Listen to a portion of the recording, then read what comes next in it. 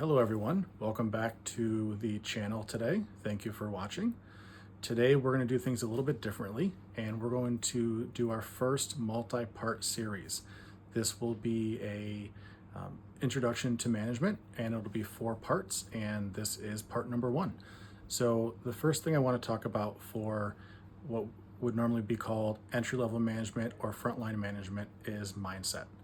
So what I'm talking about here is the mindset when you first get that first job as frontline leadership in a supervisor role or a team leader role. And it can be the first time, or it can even be the same role, but at a different company. The mindset is very important.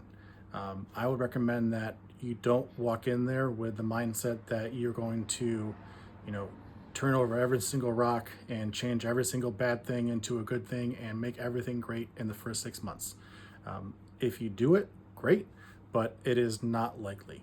So what I would suggest in this situation is, get into the role, and before you get too deep into the role with, the 50 or 60 or 100 or 200 emails a day and the meetings and all those different things, spend time on each shift that you have people that report to you on.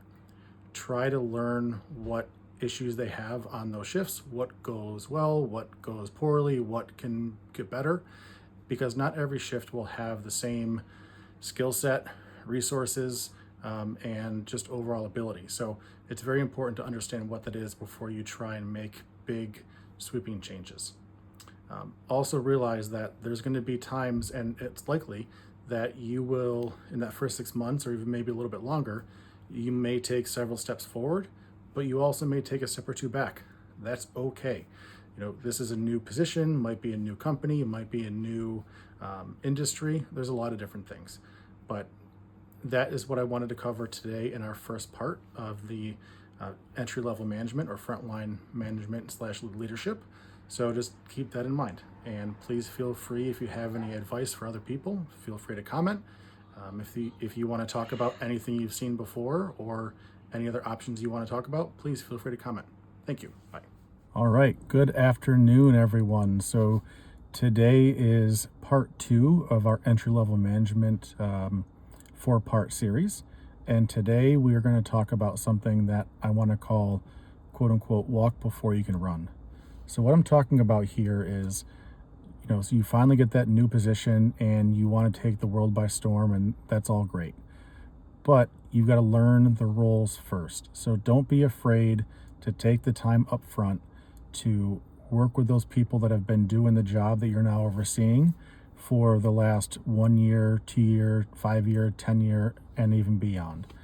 It's completely okay for you to walk into a new position or even a similar position and not know everything. Most people don't ever know everything, and that's okay. But one mistake that I think a lot of entry-level management makes, and some even experienced managers make and supervisors, is there's that ego piece where they don't want to let go of that, they don't want to let go of the title. The title doesn't mean anything if you're making poor numbers in production or you're putting out poor quality of product. All that stuff doesn't really matter if you're not doing what needs to be done. So my advice here is take the time to spend time with your teams on all the different shifts during all those, the good, bad, and ugly time frames. You don't want to be in a position where your team is only seeing you when there's a problem, or they only see you when, the CEO is walking around the building and taking a tour and all the managers follow them along. You want to make sure that your team sees you out there during the good times, the bad times, and everything else in between. That will help you build that rapport and the relationships that you want to build in a strong foundational team. I hope that helps. Again, please take a moment to leave any comments or questions that you may have, or comment on your experiences.